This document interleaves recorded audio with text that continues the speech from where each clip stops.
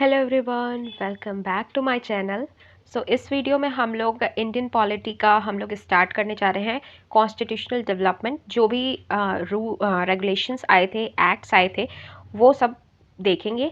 Short में हम information भी लेंगे एंड देन फिर क्वेश्चन की तरफ प्रोसीड करेंगे कि किस टाइप का क्वेश्चन हमारा इससे बना है हिस्टोरिकल अंडरपिनिंग से। ठीक है, स्टार्ट करते हैं।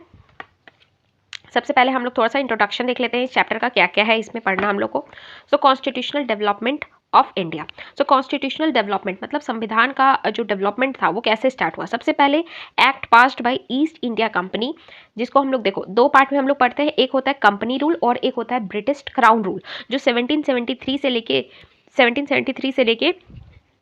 1858 से पहले जो टाइम होता है उसको हम लोग क्या कहते हैं, कंपनी रूल कहते हैं। ठीक है, क्योंकि इस टाइम पे जो इंडिया में रूल किया गया था वो ब्रिटिश ईस्ट इंडिया कंपनी के द्वारा रूल किया गया था।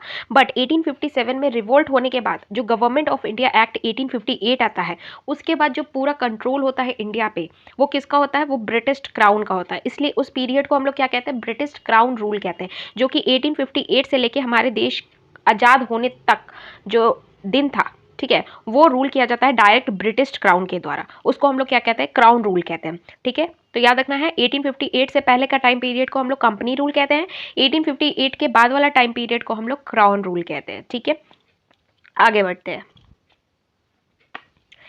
Act passed for the British east India company. अब कुछ कुछ एक्ट पास किया गया था जो ब्रिटिश ईस्ट इंडिया कंपनी के द्वारा किया गया था, वो हम लोग को देखना है। ठीक है, एक तो सीक्वेंस आप लोग को याद होना चाहिए और किस एक्ट में क्या बात किया गया है ये थोड़ा सा आपको ध्यान होना चाहिए, क्योंकि क्वेश्चन बना है इससे। ठीक है, स्टार्ट करते हैं। सबसे पहला जो एक्ट आया था ब्रिटिश ईस्ट इंडिया कंपनी के द्वारा, मतलब ब्रिटिश क्राउन के द्वारा लाया गया था, क्या नाम है, रेगुलेटिंग एक्ट 1773। ये एकदम कंफ्यूज नहीं होना है, 1773 है, नॉट 2। कई बार 2 और 3 में कंफ्यूज हो जाते हैं लोग। 1772 से गवर्नर जनरल अपॉइंट होना स्टार्ट हुए थे, बट जो एक्ट आया था वो 1773 में आया था।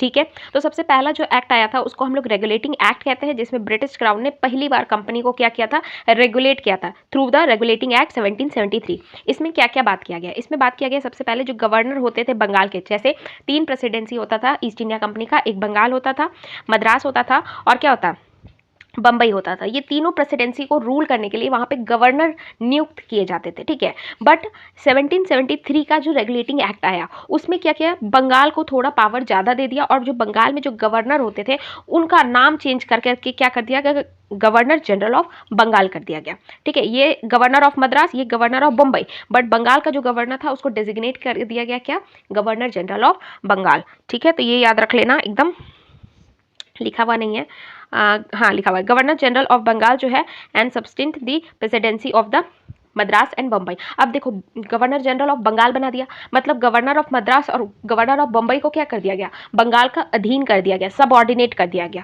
ठीक है, मतलब इन दोनों का पावर कम कर दिया गया और इसका पावर क्या कर दिया गया, इंक्रीज कर दिया गया। तो कहीं ना कहीं ये सेंट्रलाइजेशन की तरफ अब शिफ्टिंग होने लगा था। ठीक है, governor general was provided with the executive council. अब ये जो बंगाल के जो गवर्नर जनरल होते थे इनके पास 4 मेंबर का एग्जीक्यूटिव काउंसिल बना दिया गया। 4 मेंबर का एग्जीक्यूटिव काउंसिल क्या करता है, जो कानून को बनाने में सहायता करता है।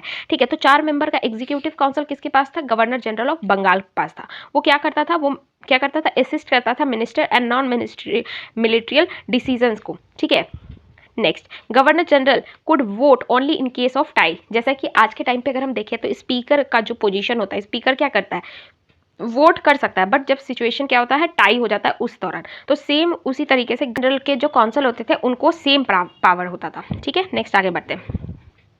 A Supreme Court was led a Chief Justice and 3 other judges was established at the Fort William in Kolkata 1774 by this act। तो दूसरा प्रोविजन याद रखना, सबसे पहला प्रोविजन रेगुलेटिंग एक्ट का क्या हो गया कि गवर्नर ऑफ बंगाल को क्या कर दिया, गवर्नर जनरल ऑफ बंगाल बना दिया। इसके साथ 4 मेंबर का एग्जीक्यूटिव काउंसिल दे दिया और तीसरा पॉइंट क्या डाला, सब ऑर्डिनेट कर दिया, किसको, बम्बई को और मद्रास को। चौथा पॉइंट क्या डाला, एक सुप्रीम कोर्ट बनाया गया। कब बनाया गया, 1774 में एक सुप्रीम कोर्ट बनाया गया, जिसमें एक सीजीआई होंगे और उनके साथ 3 अदर जजेस होंगे। ठीक है, और ये जो कोर्ट बनाया गया ये कहाँ पे बनाया गया, ये फोर्ट विलियम इन कोलकाता के फोर्ट विलियम में बनाया गया। ठीक है, कहाँ बनाया गया, कोलकाता के फोर्ट विलियम में बनाया गया। Next, this act prohibit the servant of the company from engaging in private trade और एक्सेप्टिंग गिफ्ट और बारबरीज फ्रॉम द इंडियंस। मतलब अब ईस्ट इंडिया कंपनी में जो सर्वेंट हुआ करते थे उनको किसी भी तरीके से other private activities, other private व्यापार में उनको इन्वॉल्व होना कंप्लीटली प्रोहिबिट कर दिया गया था। साथ ही साथ कोई भी Indian ruler, Indians princely states के राजा महाराजा जो भी है, उनको अगर कोई गिफ्ट या फिर कोई रिश्वत देते हैं तो उसको भी एक्सेप्ट करने से क्या कर दिया गया था, प्रोहिबिट कर दिया गया था। तो ये भी इसी क्या बोलते हैं रेगुलेटिंग एक्ट का ही पॉइंट है, तो आपको ध्यान में होना चाहिए। ठीक है, next, British government strengthen the control over the companies through the code of directorate to report on its revenue, civil and military affairs. Basically क्या हुआ था, ये रेगुलेटिंग एक्ट कौन लाया था, ब्रिटिश सरकार लाई थी। ठीक है, तो ब्रिटिश सरकार ने कंपनी पे अपना शिकंजा कसने के लिए क्या किया था, एक कोड ऑफ डायरेक्टरेट बनाया था। तो याद रखना, C for court, C for company. ठीक है, तो कंपनी में कंपनी ये क्या होती थी, कोर्ट ऑफ डायरेक्टरेट जो होती थी ये कंपनी की गवर्निंग बॉडी होती थी। तो याद रखना है कोर्ट ऑफ डायरेक्टरेट किसकी है, C for company, C for court of directorate. तो याद रखना है कोर्ट ऑफ डायरेक्टरेट जो है ये कंपनी की गवर्निंग बॉडी होती थी, जिसका मेन काम क्या होता था, इसका मेन काम होता था जो भी रेवेन्यू, सिविल और मिलिट्री के अफेयर्स इंडिया में चल रहा है उसको क्या करना था, क्राउन पे रिपोर्ट करना था। ठीक है, तो ये था हमारा पहला रेगुलेटिंग एक्ट। ठीक है, अब नेक्स्ट आते हैं दूसरा एक्ट जो लाया गया था, उसका नाम क्या था, पिट्स इंडिया एक्ट 1784। इससे पहले भी एक आया था amending act 1781, but amending act 1781 यहाँ पे मेंशन नहीं है तो बता देते हैं। अमेंडिंग एक्ट 1781 में बेसिकली क्या किया गया था, इसमें बहुत सारे जैसे कोर्ट बनाया गया था, सुप्रीम कोर्ट। तो क्या किया गया था, जो भी रेवेन्यू मैटर है, ठीक है, जो भी रेवेन्यू मैटर होता था उसको सुप्रीम कोर्ट के जुडिडिक्शन से क्या किया गया था, एग्जेम्प्ट कर दिया गया था। साथ ही साथ जो एग्जीक्यूटिव काउंसिल के जो मेंबर थे वो अगर अपने विल में, अपने ऑफिस में रह के कोई काम करते हैं तो भी वो सुप्रीम कोर्ट के जुडिडिक्शन के अंदर नहीं आते हैं। ये भी बात तुम्हारा अमेंडिंग एक्ट 1781 में कहा गया था। उसके बाद तीसरा पॉइंट ये कहा गया था, जैसे कि हिंदू है या फिर मुस्लिम है, अगर इनका कोई केस सुप्रीम कोर्ट जाता है तो हिंदू को डील किया जाएगा हिंदू लॉ के द्वारा और मुस्लिम को डील किया जाएगा मोहम्मदन लॉ के द्वारा। ठीक है, चौथा पॉइंट अमेंडिंग एक्ट 1781 में ये बात कहा गया था कि जैसे सपोज डेट की ये तुम्हारा प्रोविंस है, प्रोविंस में क्या है, तुम्हारा कोर्ट है।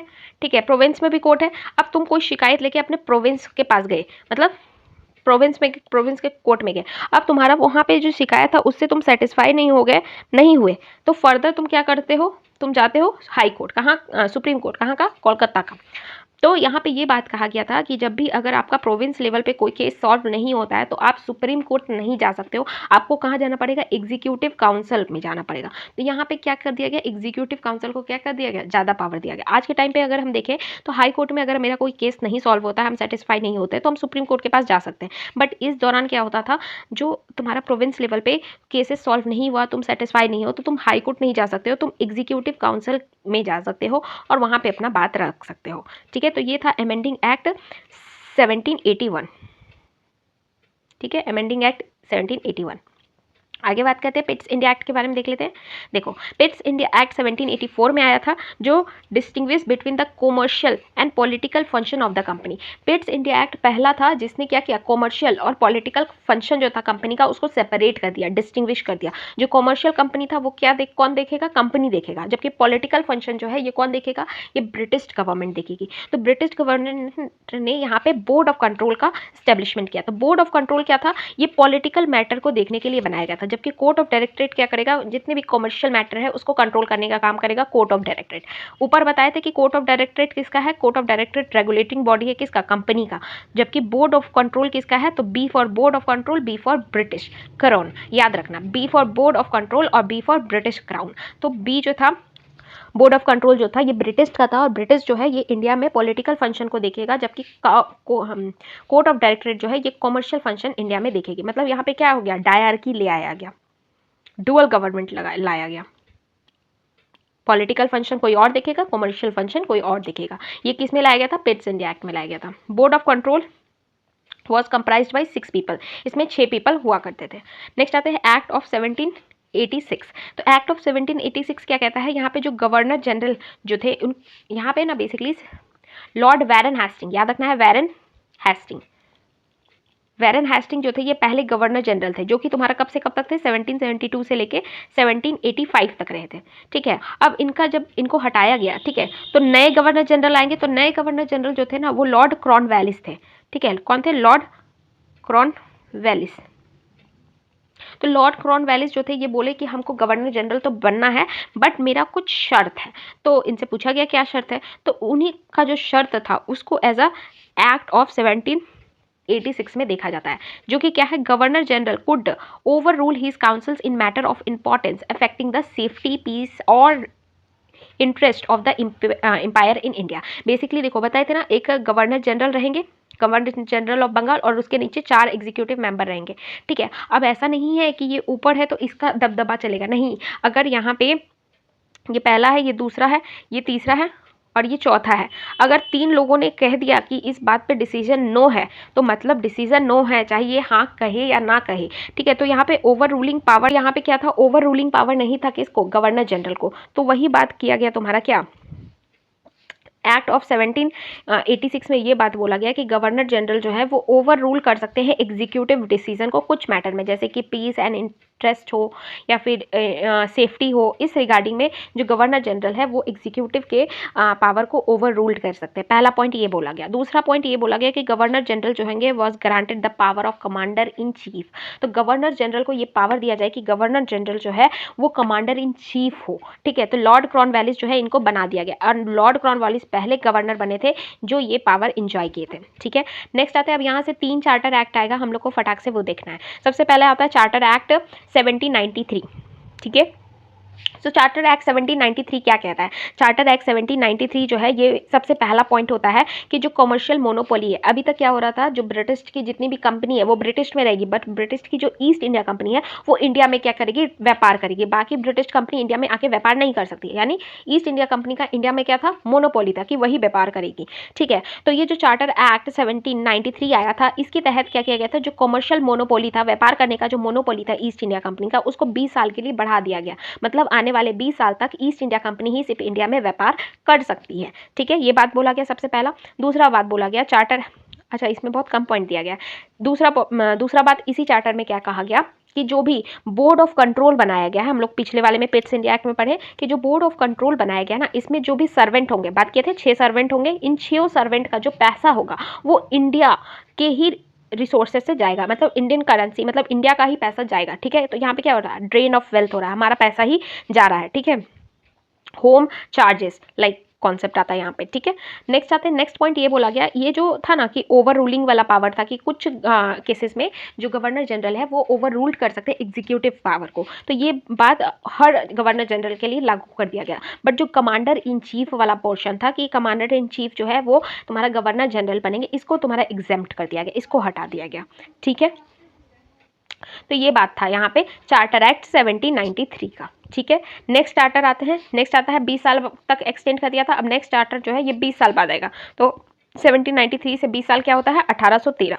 ठीक है, तो 1813 में नेक्स्ट चार्टर एक्ट आता है, charter act 1813 was the first time made the prohibitions of 1 lakh rupees per year to spend on the education of Indian. ठीक है, बेसिकली चार्टर एक्ट 1813, कई बार क्वेश्चन आपसे यहाँ से बन जाएगा कि किस चार्टर के माध्यम से इंडिया में 1 लाख रुपया खर्च करने के लिए दिया गया एजुकेशन डिपार्टमेंट के लिए, मतलब शिक्षा पे 1 लाख रुपया खर्च किया गया तुम्हारा, किस चार्टर एक्ट के तहत ये पॉलिसी लाया गया। तो याद रखना है चार्टर एक्ट 1813। बट यहाँ पे 1813 में ही ये बात हो गया था कि पैसा खर्च किया जाएगा इंडियन एजुकेशन पे ब्रिटिश के द्वारा। बट यहाँ पे अब डिबेट उठा था कि एंजेलिकल एजुकेशन दे हम या वर्नाकुलर दे, मतलब हमारे जो यहाँ के जो शिक्षा थे वो दे या फिर इंग्लिश शिक्षा दे। तो इसको लेके बहुत डिबेट चला था, आगे चल के फाइनली हम लोग आगे पढ़ेंगे 1854 में जब वुड डिस्पैच आता है तब इसका जाके सॉल्यूशन हुआ था। देखो खर्चा कब स्टार्ट हुआ था, 1813 में, बट यहाँ पे जाके सॉल्यूशन होता है। ये सब हम लोग बाद में देखेंगे। ठीक है, इसमें पॉइंट में एक और चीज़ यहाँ पे नहीं लिखा हुआ है, अच्छा यहाँ इट एंड, देखते हैं यहाँ पे लिखा होगा शायद, इट एंड, हाँ ये देखो ये पॉइंट इंपॉर्टेंट, चार्टर एक्ट 1813 में जो मोनोपोली था ईस्ट इंडिया कंपनी का इंडिया में, उसको क्या कर दिया गया, एंड कर दिया गया, खत्म कर दिया गया। मतलब अब ब्रिटिशर्स में, ब्रिटेन में रहने वाले अदर कंपनीज जो है वो भी आके इंडिया में व्यापार कर सकते हैं। बट एक चीज़ में मोनोपोली अभी भी खत्म नहीं किया गया था, वो था टी एंड ट्रेड, मतलब जो चाय था, चाय का जो व्यापार था और चाइना के साथ जो व्यापार था, इसमें अभी भी ईस्ट इंडिया कंपनी का ही मोनोपोली रहेगा। बट बाकी सारे व्यापारिक जो क्या बोलते हैं फील्ड है उसमें तुम्हारा मोनोपोली को ख़त्म कर दिया गया था, याद रखना है। ठीक है। इसमें एक पॉइंट और हम आपको ध्यान में करवा देते हैं कि जो चार्टर एक्ट 1813 था, ये फर्स्ट टाइम था जहाँ पे जो लोकल अथॉरिटी थी उनको ये पावर दिया गया था कि वो क्या करे, टैक्स कलेक्शन कर सके, और टैक्स जो नहीं पे कर रहा है वहाँ पे आप उसको पनिश भी कर सकते हैं, ठीक है। और एक पॉइंट और यहाँ पे मेंशन कर लो कि जो तुम्हारा वेस्टर्न एजुकेशन तो हो गया, यहाँ पे क्रिश्चियनिटी जो था वो तुम्हारा प्रमोट करने का बात कहाँ पे किया गया था, 1813 में। तो याद रखना 1813 में क्रिश्चियनिटी को प्रमोट करने के लिए भी बात किया गया था। नेक्स्ट चार्टर एक्ट आएगा 20 साल बाद, जो कि है 1833।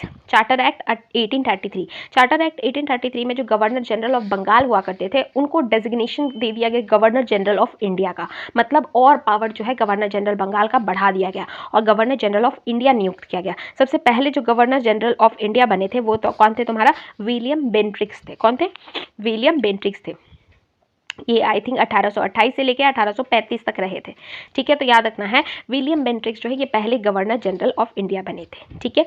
Next, it becomes the first governor general of India. It end the activity of East India company as a commercial body. It become the purely administrative body, ठीक है। अब याद रखना है कि 1833 में ईस्ट इंडिया कंपनी अभी तक क्या कर रही थी, एटलीस्ट कॉमर्शियल फंक्शन देख रही थी। Commercial function in the sense कि जो भी व्यापार संबंधित जो भी है वो ईस्ट इंडिया कंपनी देख रही थी, कितना एक्सपोर्ट करना है, कितना इंपोर्ट करना। अब ईस्ट इंडिया कंपनी 1833 में क्या किया गया, ईस्ट इंडिया कंपनी का कॉमर्शियल फंक्शन भी हटा दिया गया। अब वो सिर्फ और सिर्फ अपनी कंपनी का एडमिनिस्ट्रेटिव फंक्शन देख रही थी कि कंपनी में क्या प्रॉफिट करना है, क्या लॉस करना है, कैसे एक्सपोर्ट करना है, ये सिर्फ कंपनी तक अब सीमित रह चुकी थी, ठीक है। लीगल मेंबर जो थे, 4 मेंबर जो थे was included in the executive councils of the governor generals, ठीक है। 4 लीगल मेंबर्स को क्या किया गया था, इंक्लूड किया गया था executive councils of the governor general में, ठीक है। McClay was the first legal member, ठीक है। तो लॉर्ड मैकले जो है वो पहले मेंबर रहे थे।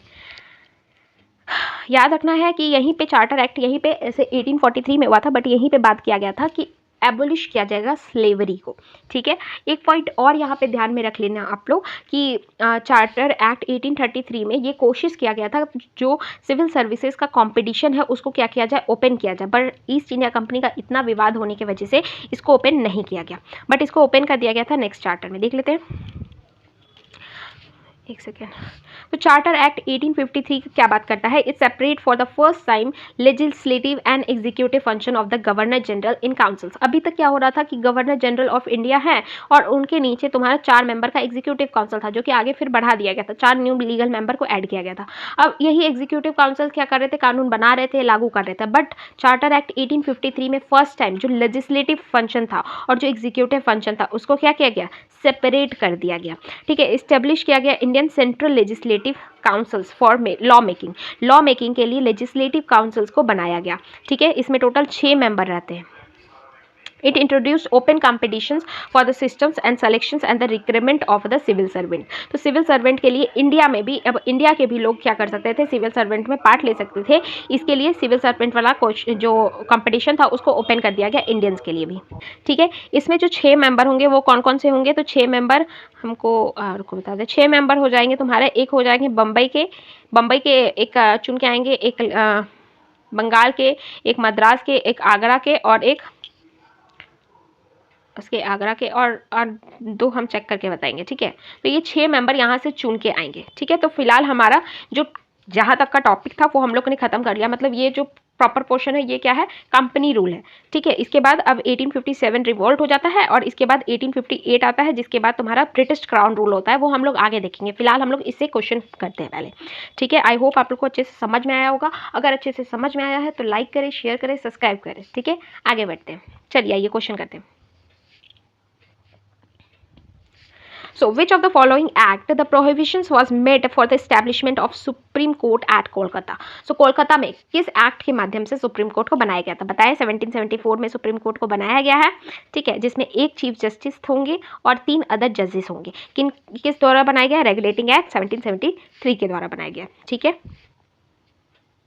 ये इंपॉर्टेंट है, ये थोड़ा सा आप लोग ध्यान रख लेना कि जो सुप्रीम कोर्ट बनाया गया था कोलकाता में उसमें पहले चीफ जस्टिस कौन थे, तुम्हारा इल्जा इम्पी, ठीक है, इम्पी, इल्जा इम्पी। नेक्स्ट जाते हैं, ठीक है। देखो आज के टाइम का जो सुप्रीम कोर्ट है, ये तुम्हारा जो कोलकाता में कोर्ट बनाया गया था 1774 में, ये कोर्ट आज के टाइम का सुप्रीम कोर्ट नहीं है। आज के टाइम का जो सुप्रीम कोर्ट है ये तुम्हारा 1937 में बनाया जाएगा, फेडरल कोर्ट बनाया जाएगा, वो आज के टाइम का सुप्रीम कोर्ट है। वो हम लोग आगे पढ़ेंगे क्रॉन रूल में, ठीक है। नेक्स्ट आते हैं, with reference to the Supreme Court, which of the following is correct? ठीक है, supreme court at Kolkata was established by the Regulating Act 1773, एकदम ट्रू है ये, ठीक है। ली मैस्टर was the first chief justice of this court. अभी हम लोग पढ़े ली मैस्टर नहीं थे, कौन थे? इल्जा एमपी जो थे ये पहले सीजीआई थे तुम्हारा सुप्रीम कोर्ट के। तो हमारा 2 गलत हो जाता है, तो हमारा आंसर 1 हो जाएगा, ठीक है। तो याद रख लेना, ये वाला क्वेश्चन आया हुआ है, इल्जा एमपी जो थे ये पहले सीजीआई थे, ठीक है। नेक्स्ट क्वेश्चन आते हैं, मैचिंग करना है, एक सेकेंड, चलो मैचिंग करना है करेक्ट आंसर पे, ठीक है। Establishment of board of control कहाँ पे बना था? बताए थे, पिट्स इंडिया एक्ट के तहत बना था 1784 में। और बोर्ड ऑफ कंट्रोल किसका होता है? ब्रिटिश क्राउन का होता है। इसका मेन काम क्या है? पॉलिटिकल फंक्शन को मॉनिटर करना। इसका जो मेंबर होगा उसका सर्वेंट का पैसा कहाँ से जाएगा? होम चार्जेस, यानी इंडिया से ही जाएगा, ठीक है। नेक्स्ट आता है एस्टैब्लिशमेंट ऑफ सुप्रीम कोर्ट, कब बना था सुप्रीम कोर्ट? रेगुलेटिंग एक्ट 1773 के तहत 1774 में बना था, ठीक है। Permission to English missionaries to work in India, तो इंग्लिश मिशनरीज यानी इंग्लिश एजुकेशन को प्रमोट करने का जो था वो कहाँ से मिला था?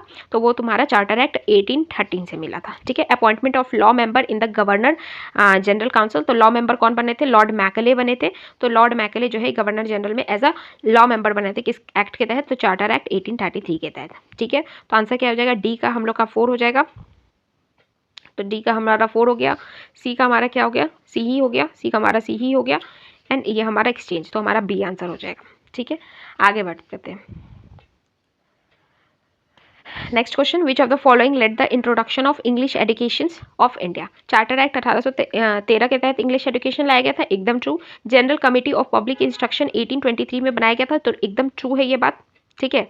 नेक्स्ट आता है ओरिएंटल और एंजेलिकल कंट्रोवर्सी हुआ था, एकदम ट्रू है ये बात, तो इसका हमारा तीनों आंसर सही होगा। हम बताएंगे जब हम लोग हिस्ट्री का घटना चक्र करेंगे ना, तो वहाँ पे हम लोग ये चीज़ को बहुत अच्छे से एक्सप्लेन करेंगे, ठीक है। तो कई बार क्या होता है ना, क्वेश्चन हिस्ट्री पॉलिटी थोड़ा मिक्सअप होता है, तो आपको दिमाग लगा के मारना है, आपको एकदम अपना आइडिया अपना थॉट्स जो है ये पॉलिटी अगर क्वेश्चन बना रहे हैं तो पॉलिटी तक सीमित नहीं रखना है, थोड़ा आप इलाबोरेट करो, अंदर थोड़ा सा एक्सपैंड करो, ठीक है। तो ये हिस्ट्री वाले पार्ट में हम लोग ज़्यादा अच्छा से और ज़्यादा डीप में पढ़ते हैं, तो वहाँ से आप इसको रिलेट करके क्वेश्चन बना सकते हो, ठीक है। ऐसे हम बता देते हैं, यहाँ पे एक बार देख लो, ईस्ट इंडिया कंपनी जो था वो डिस्करेज कर रहा था कि ओरिएंटल एजुकेशन नहीं होना चाहिए। उनका मेन मकसद था कि वेस्टर्न एजुकेशन को प्रमोट करे, तो जो वेस्ट एजुकेशन होगा वो एंजेलिकल होगा, मतलब इंग्लिश एजुकेशन को प्रमोट करने का बात किया जा रहा था। इसको लेके बहुत ज़्यादा डिबेट हुआ था। चार्टर एक्ट 1813 में 1 लाख खर्च करने का बात किया गया था। बहुत ज़्यादा डिबेट होने की वजह से, बहुत कंट्रोवर्सी होने की वजह से 1823 में एक जनरल कमेटी बनाया जाता है तुम्हारा इस चीज़ को लेके, ठीक है। जनरल कमेटी बनाया जाता है इस चीज़ को लेके, ठीक है। ओरिएंटल एंजेलिकल कंट्रोवर्सी हुआ था जिसमें H.T. प्रिंसिपी थे, H.H. विल्सन थे जो कि ओरिएंटल को सपोर्ट कर रहे थे, बट कुछ थे जो एंजेलिकल को सपोर्ट कर रहे थे, ठीक है। तो during the governor general William Bentinck's के टाइम पे, ठीक है, लॉर्ड मैकले ने मैकले मिनट भी लाया था, तो वो सब हम लोग थोड़ा सा हिस्ट्री में देखेंगे, ठीक है। आगे बढ़ते हैं, next, by which act the British Parliament had abolished the monopoly of East India Company in India except the tea and China? तो ये हम बताए थे 1813 में ईस्ट इंडिया कंपनी का जो मोनोपोली वाला था वो खत्म कर दिया गया था, ठीक है। तो हमारा आंसर 1 हो जाएगा। Next, which act of the British parliament abolish the East India company monopoly over the trade? तो ट्रेड को लेके मोनोपोली एबॉलिश कर दिया गया था चार्टर एक्ट 1813 के तहत, ठीक है। आगे बढ़े, next, consider the following statement the charter act 1813 के बारे में। It end the trade monopoly of the East India company except trade with China and tea, तो ये एकदम ट्रू है हमारा statement. Next, it asserted the sovereignty of the British crown over the Indian territory held by the company, ये एकदम true है। मतलब यहाँ पे ये बोला जा रहा है कि इस चार्टर एक्ट के तहत ब्रिटिश क्राउन ने अपना सोवरेनिटी जो है ये रिप्रेजेंट किया था इंडियन टेरिटरी पे, कैसे? To control the East India Company, ठीक है। Next, the revenue of India were now controlled by the British parliament, जो रेवेन्यू था वो किसके द्वारा कंट्रोल किया जा रहा था? तो ब्रिटिश पार्लियामेंट के द्वारा, ठीक है। तो ये भी एकदम ट्रू है, तो हमारा आंसर क्या हो जाएगा? नहीं, ये ट्रू नहीं है, हाँ, ये सही नहीं है। रेवेन्यू जो है ये कंट्रोल नहीं किया जा रहा था इंडिया का रेवेन्यू कंट्रोल किया जाएगा बट आफ्टर तुम्हारा 1857 जब कंप्लीट कंट्रोल आ जाएगा तुम्हारा किसके, ब्रिटिश क्राउन के। तो ये क्या बोलते हैं, यूपीएससी का क्वेश्चन है 2019 का। तो हमारा आंसर क्या हो जाएगा, 1 और 2 हो जाएगा। एक बार इसका स्टेटमेंट देख लेते हैं हम लोग, ठीक है। Trade monopoly of East India company in India was abolished except T and China through the charter act, ये हमारा ट्रू है। Sovereignty of British crown over the Indian companies territory was asserted, ये भी हमारा ट्रू है। Third statement true नहीं है because this kept the right over the territory and the revenue under the East India Company for the next 20 year. The Indian revenue was bout under the control of British parliament through the, देखो वही बात बोला गया जो हम बताए 1857 जब revolt हुआ था ना, उस रिवोल्ट के बाद जो गवर्नमेंट ऑफ इंडिया एक्ट 1858 आता है, मतलब जब कंप्लीट क्राउन रूल आ जाता है, उस दौरान इंडियन रेवेन्यू जो है वो ब्रिटिश पार्लियामेंट के द्वारा क्या किया जाता है, कंट्रोल किया जाता है। और उसको देखने के लिए सेक्रेटरी ऑफ स्टेट बनाया जाता है, 15 मेंबर रहते हैं इसमें, सेक्रेटरी ऑफ स्टेट बनाया जाता है, जहां से तुम्हारा इंडियन रेवेन्यू को क्या किया जाता है, कंट्रोल किया जाता है। तो ये थोड़ा सा ध्यान में रखना है कि ब्रिटिश पार्लियामेंट के द्वारा रेवेन्यू कंट्रोल कब किया जाता है, जब कंप्लीट इंडिया जो है वो ब्रिटिश के अंदर आता है, ठीक है। Next, which act for the first times made it possible for India to take some share in the administrations of their countries। एक बार फिर से रिपीट करते हैं, क्वेश्चन समझने का कोशिश करो।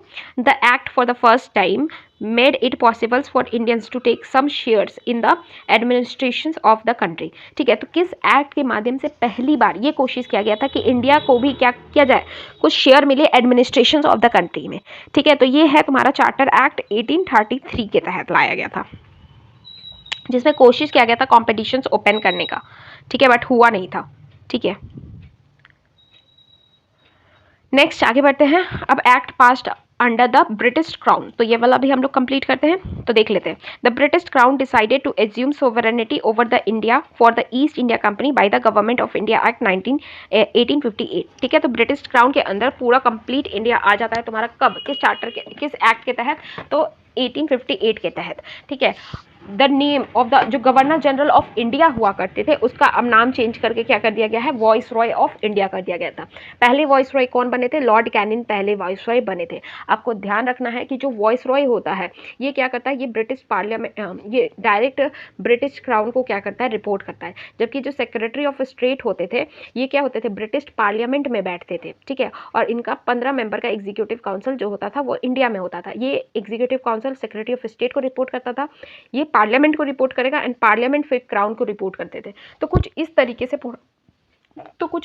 पूरा सिस्टम क्या हो रहा था, रन हो रहा था, ठीक है। याद रखना है कि 1858 जो गवर्नमेंट ऑफ इंडिया एक्ट आया था, इसके माध्यम से जो डुअल गवर्नमेंट चल रहा था, चाहे बोर्ड ऑफ कंट्रोल हो या फिर कोर्ट ऑफ डायरेक्टरेट हो, इसको क्या किया गया, खत्म कर दिया गया। क्यों, क्योंकि 1857 से पहले ही तुम्हारा ईस्ट इंडिया कंपनी जो सिस्टम था उसको समाप्त कर दिया गया, ठीक है। तो ईस्ट इंडिया का कंपनी समाप्त हो गया तो कोर्ट ऑफ डायरेक्टरेट और बोर्ड ऑफ कंट्रोल का कोई रोल नहीं है। एक न्यू पोस्ट को बनाया गया जिसका नाम है सेक्रेटरी ऑफ स्टेट, ठीक है, of India was created. He was asserted by 15 member councils, ठीक है। 15 मेंबर की काउंसिल होते हैं जो इसको असर्ट करते हैं, ठीक है।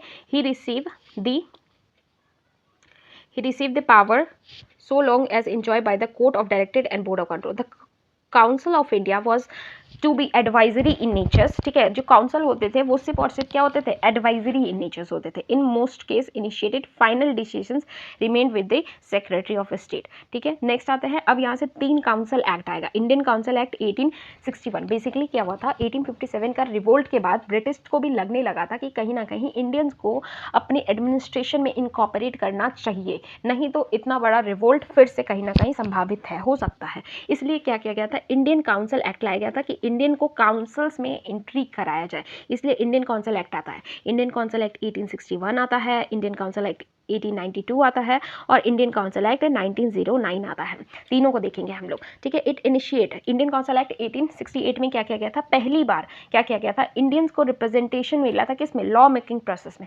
मतलब इंडियन को रिप्रेजेंटेशन किसमें मिला था, लेजिस्लेटिव काउंसिल में मिला था। याद रखना है, इंडियन काउंसिल एक्ट 1861 के तहत लेजिस्लेटिव काउंसिल्स में इंडियन को एंट्री मिला था, ना ही कि एग्जीक्यूटिव में, ठीक है। It act restores the legislative powers of making and amending the law to the prohibitions of Madras and Bombay and thus initiating the process of decentralisation. ठीक है, तो जो कंप्लीट सेंट्रलाइजेशन हो गया था, जो कंप्लीट पावर बंगाल को मिल गया था, वो अब डिसेंट्रलाइज करना स्टार्ट कर दिया गया था। ठीक है, इस एक्ट के तहत पहली बार जो वॉइस रॉय थे उसने ऑर्डिनेंस को इशू किया था, और ये ऑर्डिनेंस जो था ये तुम्हारा ऑर्डिनेंस इशू किया गया था इमरजेंसी के दौरान, जिसका वैलिडिटी तुम्हारा 6 मंथ से ज़्यादा नहीं था। ठीक है, तो याद रखना है लॉर्ड कैनिंग जो है इनको फादर ऑफ पोर्टफोलियो भी कहा जाता है, क्योंकि अलग अलग मंत्रालय जो था वो इनके टाइम पे बनाया गया था। नेक्स्ट आते हैं Indian council act 1892। Indian council act 1892 में जो अभी तक इंडियंस को डाला गया था तुम्हारा किसमें डाला गया था? लेजिस्लेटिव काउंसिल में। किसको डाला गया था? 3 इंडियंस को अपॉइंट किया गया था लेजिस्लेटिव काउंसिल में। एक तुम्हारा सर दिनकर राव थे, Raja of Banaras and Maharaja of Patiala. ये 3 लोगों को क्या किया गया था? डाला गया था तुम्हारा लेजिस्लेटिव काउंसिल्स में। तो इंडियन काउंसिल एक्ट 1892 के तहत क्या किया गया था? जो नंबर्स थे नॉन ऑफिशियल मेंबर कहा जाता था इंडियंस को। नॉन ऑफिशियल मेंबर जो थे वो सेंट्रल और प्रोविंशियल लेवल पे, ठीक है, लेजिस्लेटिव काउंसिल में बढ़ाया जा रहा था। मतलब अभी भी ऑफिशियल मेंबर यानी ब्रिटिश जो थे वो लोग ज़्यादा थे, बट नॉन ऑफिशियल मेंबर यानी इंडियंस को भी डाला जा रहा था। ठीक है, to maintain the official majority in them. ठीक है, Indian members are grant to the right to seek in the questions and discuss the budget in the legislative councils. अभी तक इनको सिर्फ इनकॉर्पोरेट किया गया था इंडियन काउंसिल एक्ट 1861 के तहत, बट पावर नहीं दिया गया था। इनका जो पावर था वो इंडियन काउंसिल एक्ट 1892 के तहत दिया गया, जहाँ पे ये बजट को लेके, जो बजट आता है, ठीक है, उसको लेके क्वेश्चन पूछ सकते थे, थोड़ा बहुत डिस्कशन कर सकते थे, बट सप्लीमेंट्री क्वेश्चन पूछने का अधिकार अभी भी नहीं मिला हुआ था। इस एक्ट के माध्यम से इनडायरेक्ट इलेक्शंस का हमको क्या कहता है, थोड़ा बहुत सिम्बलाइजेशन देखने को मिलता है। कैसे देखने को मिलता है कि यहाँ पे जो लोगों को अपॉइंट किया गया था, चाहे सेंट्रल में हो या फिर प्रोविंशियल लेवल पे हो, वो थोड़ा रिकमेंडेशन के माध्यम से अपॉइंट किया गया था। तो कहीं ना कहीं इनडायरेक्ट इलेक्शंस का हमको जो झलक है वो 1892 में ही देखने को मिल जाता है। ठीक है, नेक्स्ट आता है Indian council act 1909। So Indian council act 1909, अब यहाँ से 3 जो काउंसिल आएंगे, 3 मतलब यहाँ से जो 3 एक्ट आएंगे वो बहुत इंपॉर्टेंट है, आपको एकदम ध्यान रहना चाहिए। ठीक है, इंडियन काउंसिल एक्ट 1909 जो है इसको मॉर्ले मिंटो रिफॉर्म भी कहते हैं। क्यों कहते हैं? जो लॉर्ड मॉर्ले हैं ये सेक्रेटरी ऑफ स्टेट थे, और मिंटो जो थे ये वॉइस रॉय ऑफ इंडिया थे। ठीक है, तो याद रखना है इंडियन काउंसिल एक्ट 1909 को हम लोग मॉर्ले मिंटो रिफॉर्म के नाम से भी जानते हैं। इसमें क्या क्या प्रोहिबिशन था वो हम लोग देखते हैं। ठीक है, it provide for the first time to associate Indian with the executive council. बहुत इंपॉर्टेंट पॉइंट है, बहुत इंपॉर्टेंट। ठीक है, ये बहुत इंपॉर्टेंट पॉइंट है, ये आपको ध्यान में रखना है। सबसे पहली बार इंडियंस को लेजिस्लेटिव काउंसिल में किस एक्ट के माध्यम से जोड़ा गया था? तो इंडियन काउंसिल एक्ट 1861 के तहत।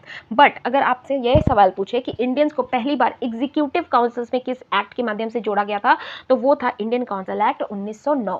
ठीक है, पहले मेंबर कौन बने थे जिनको एग्जीक्यूटिव काउंसिल्स में सम्मिलित किया गया था? वो थे सत्येंद्र प्रसाद सिन्हा। ये पहले एग्जीक्यूटिव काउंसिल्स के मेंबर थे, और इनको कौन सा पदवी दिया गया था? ये लॉ मिनिस्टर बने थे। कौन बने थे? ये लॉ मिनिस्टर बने थे। ठीक है, लॉ मेंबर थे।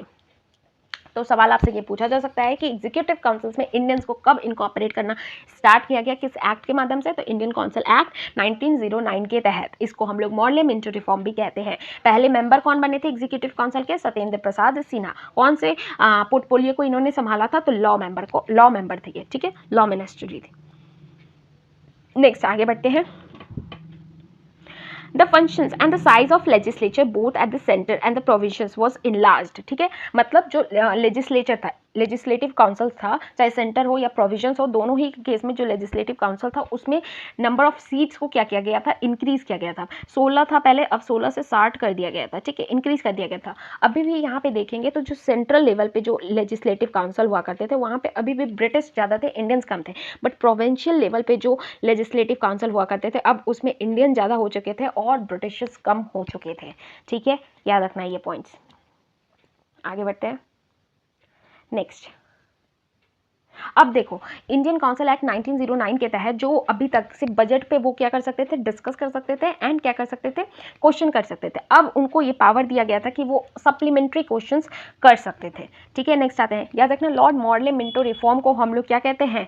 इसको हम लोग कम्युनल इलेक्टोरेट कहते हैं। लॉर्ड मॉर्ले को हम लोग, मॉर्ले नहीं, लॉर्ड मिंटो, क्योंकि वाइसरॉय मिंटो थे, तो लॉर्ड मिंटो को हम लोग फादर ऑफ कम्युनल इलेक्टोरेट कहते हैं। क्यों? क्योंकि यहाँ पे सेपरेट इलेक्टोरेट का प्रोविजन जो था वो किसको ग्रांट कर दिया गया था? मुस्लिम्स को।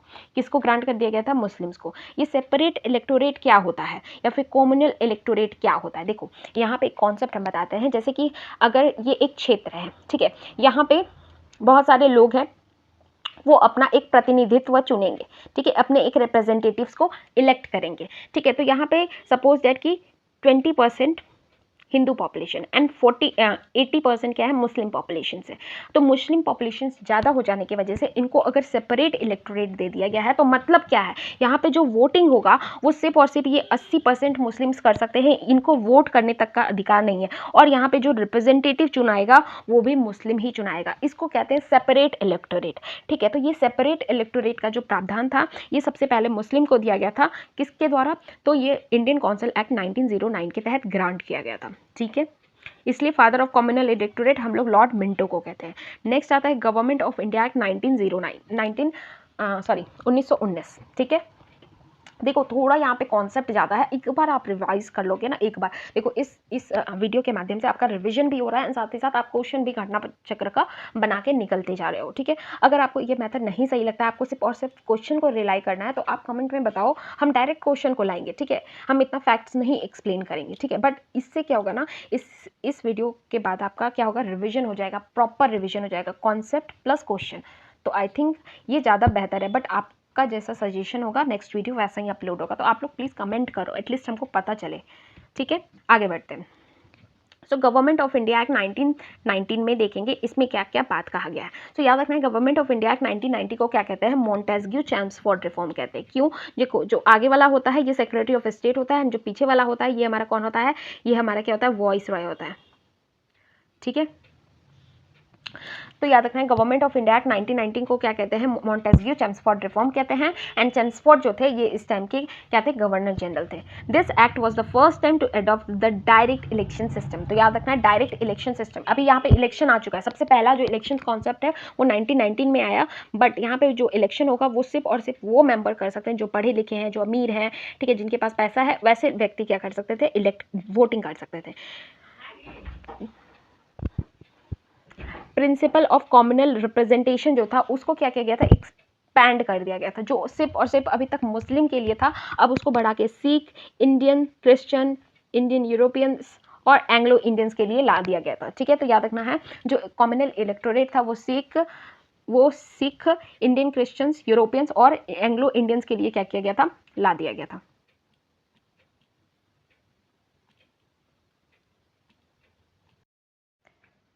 ठीक है, तो सो आगे कंटिन्यू करते हैं, कहाँ तक छोड़ा था मैंने। हाँ, सो हम लोग ने कम्युनल इलेक्टोरेट पढ़ा था कि कम्युनल इलेक्टोरेट जो है इसको बढ़ा दिया गया था किसके लिए? सिख के लिए, इंडियन क्रिश्चियंस के लिए, यूरोपियंस और एंग्लो इंडियंस के लिए।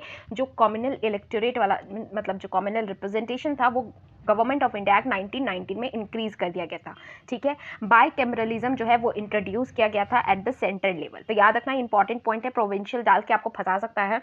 सो बाई कैमरलिज्म जो है ये सेंट्रल लेवल पे डाल दिया गया था। बाई कैमरलिज्म मतलब upper house and lower house, ठीक है। It separate the various subjects, बहुत सारे सब्जेक्ट को ये ब्रेक डाउन कर दिया था सेंट्रल और प्रोविंशियल सब्जेक्ट को, ठीक है। प्रोविंशियल सब्जेक्ट पे बाई कैमरलिज्म ले आया गया था, मतलब जो बाई कैमरलिज्म यानी प्रोविंशियल लेवल पे जो सब्जेक्ट था उस पर डायरकी लाया गया था। डायरकी का मतलब क्या होता है? एक प्रोविंशियल सब्जेक्ट जिसको क्या कहा गया था? ट्रांसफर सब्जेक्ट में रखा गया था और एक रिवर्स सब्जेक्ट में रखा गया था। तो ट्रांसफर सब्जेक्ट रखा गया था कुछ और कुछ रिजर्व सब्जेक्ट रखा गया था। कहाँ पे? प्रोविंशियल लेवल पे। याद रखना है प्रोविंशियल लेवल पे लाया गया था, ठीक है। तो हम लोग देखेंगे आगे बताएंगे, जैसे कि कुछ जो रिजर्व सब्जेक्ट में आता है। तो रिजर्व सब्जेक्ट में बेसिकली क्या होता था? जो गवर्नर होते थे वो कानून बनाते थे और ये मिनिस्टर को रिस्पॉन्सिबल मतलब लेजिस्लेचर को रिस्पॉन्सिबल नहीं होते थे, जबकि रिजर्व सब्जेक्ट में ही मिनिस्टर और गवर्नर बनाते थे, बट ये क्या होता था? ये लेजिस्लेटिव को रिस्पॉन्सिबल होते थे, ठीक है। रिजर्व सब्जेक्ट में जैसे इंपॉर्टेंट सारे सब्जेक्ट आते थे, जैसे कि पुलिस हो गया, लॉ एंड ऑर्डर हो गया, मेंटेनेंस हो गया, ये सब रिजर्व सब्जेक्ट में आता था। याद रखना इरिगेशन जो है ये भी तुम्हारा रिजर्व सब्जेक्ट का पार्ट है, ठीक है। जबकि ट्रांसफर सब्जेक्ट में जैसे कि लोकल गवर्नमेंट हो गया, हेल्थ हो गया, एग्रीकल्चर हो गया, ये सब तुम्हारा ट्रांसफर सब्जेक्ट में आता था। इस एक्ट के तहत एक और प्रोविजंस ये डाला गया था कि इस एक्ट में जितने भी पॉइंट्स डाले गए हैं इनको रिव्यू किया जाएगा 10 साल के बाद कि ये जो पॉइंट्स डाले गए हैं क्या ये इसका बेनिफिट हुआ है कि नहीं हुआ। तो 10 साल बाद इसको एक रिव्यू करने के लिए एक रिव्यूइंग कमेटी बैठाई जाएगी। बट क्या हुआ कि 19 में आया था, यानी 10 साल बाद, यानी 1929 में कमेटी बैठाना था। बट कमेटी जो है ये 2 साल पहले ही क्या होता है, अपने डेट शेड्यूल से 2 साल पहले ही कमेटी का गठन किया जाता है। कब? 1927 को। और इस कमेटी को ही क्या कहते हैं, इसी को हम लोग साइमन कमीशन कहते हैं। क्या कहते हैं? साइमन कमीशन कहते हैं। साइमन कमीशन जो होते हैं इसमें टोटल 7 मेंबर होते हैं, जिसको चेयर किया जाता है किसके द्वारा? सर जॉन साइमन के द्वारा चेयर किया जाता है। ये जो 7 मेंबर होते हैं ये ब्रिटिशर्स होते हैं, इसमें इंडियंस एक भी नहीं होते, जिसकी वजह से साइमन कमीशन का बहुत ज़्यादा बाइकआउट होता है। साइमन गो बैक के नारे लगे जाते हैं। इसी दौरान लाला लाजपत राय जी की लाठीचार्ज में डेथ हो जाती है। नेक्स्ट आते हैं गवर्नमेंट ऑफ इंडिया एक्ट 1935 के बारे में जानेंगे। तो गवर्नमेंट ऑफ इंडिया एक्ट 1935 जो है ये ऑल इंडिया फेडरेशन बनाने का बात करता है। किस चीज का बात किया जाता है?